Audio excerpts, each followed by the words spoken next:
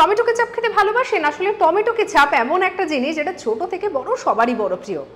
এবার এই tomato ketchup কিভাবে এলো সেটা আমরা আবার অনেকেই জানি না।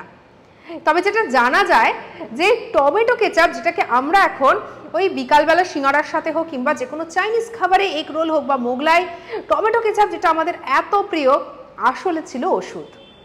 শুনলে পরে অবাক হবেন যে প্রথম এই কেচাপ জিনিসটা প্রথমবার বিক্রি করা হয়েছিল ওষুধ হিসেবে। আর যেটা জানা যায় যে নাকি 1830 সালে এই টমেটো কেচাপ নাকি বিক্রি করা হয়েছিল ওষুধ হিসেবে, এবং সেক্ষেত্রে নাকি ডায়রিয়া, জন্ডিস এই ধরনের রোগের নিরাময়ের ক্ষেত্রে ব্যবহার করা হতো। পরবর্তীতে দেখা যায় যে সেটা নিয়ে যখন আরও অনেক যখন গবেষণা চলে, তখন এই টমেটো কেচাপকে আমরা রান্নার একটি ব্যবহার করা সামগ্রী হিসেবে পেয়েছি।